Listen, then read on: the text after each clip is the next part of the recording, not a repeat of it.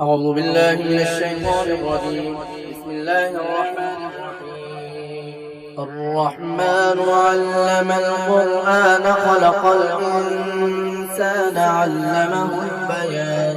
الشمس والقمر بحسبان والنجم والشجر يسجدان والسماء رفعها ووضع الميزان ألا تطغوا في الميزان وأقيموا الوزن بالقسط ولا تخسروا الميزان والأرض وضعها للأنام فيها فاكهة والنخل ذات الأكمام والحب ذو العصف والريحان فبأي آلاء ربكما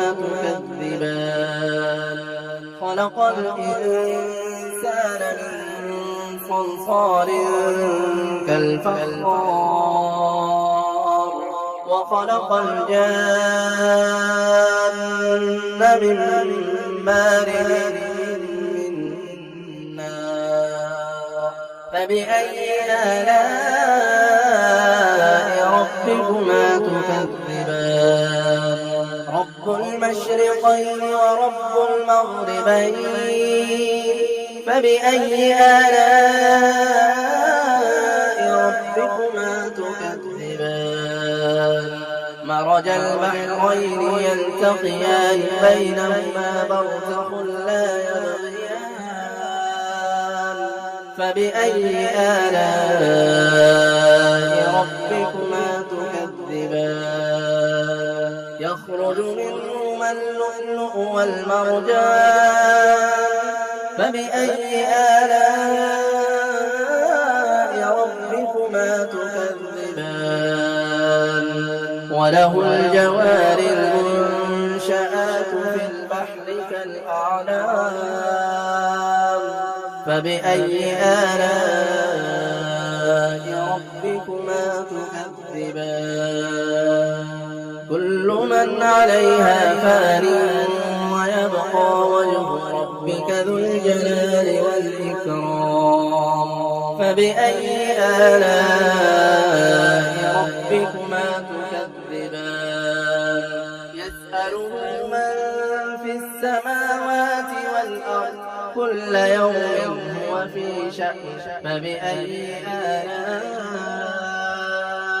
ربكما تكذبان سنفرغ لكم أيها الثقلان فبأي آلاء ربكما تكذبان يا معشر الجن والإنس إن استطعتم أن تنفذوا من أقطار السماوات والأرض فانفذوا لا تنفذون إلا بسلطان فبأي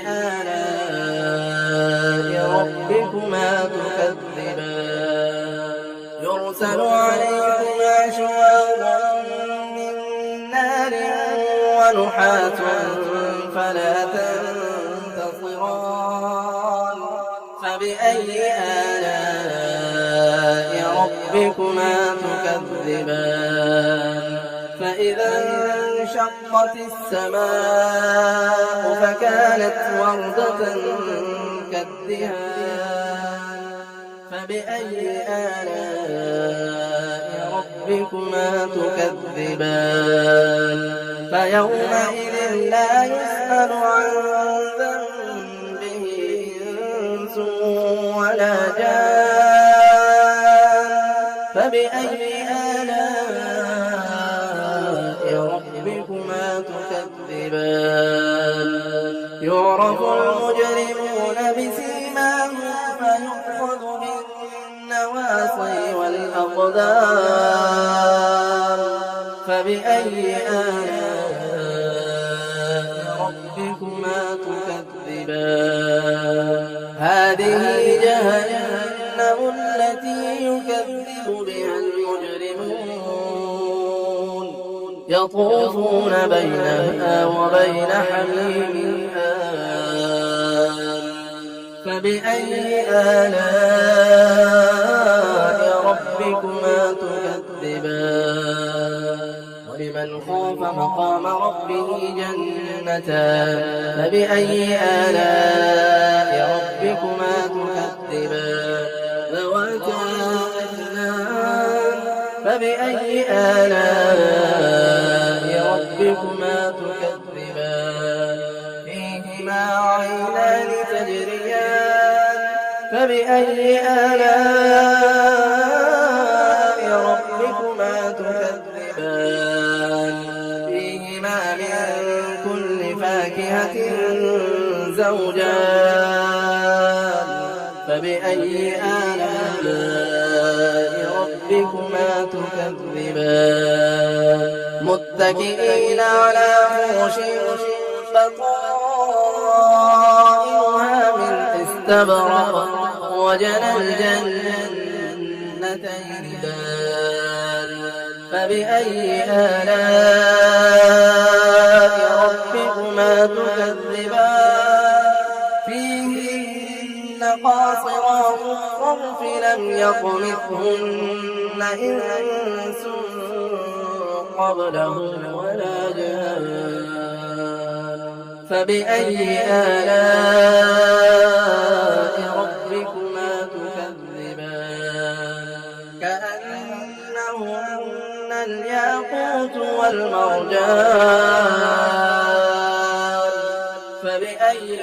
آلاء ربكما تكذبان هل جزاء الإحسان إلا الإحسان فبأي آلاء ربكما تكذبان ومن دونهما جنتان فبأي آلاء ربكما تكذبان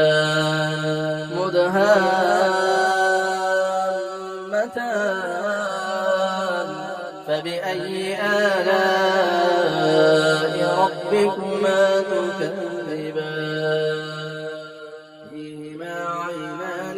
نضاختان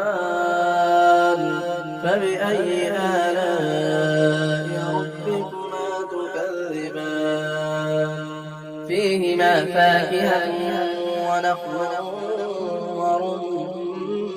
ورمان فبأي آلاء ربكما تكذبان فيهن خيرات حسان فبأي آلاء ربكما تكذبان حور مقصورات في الخيام فبأي آلاء ربكما تكذبان لم يطلقهن إنس قبلهم ولا جان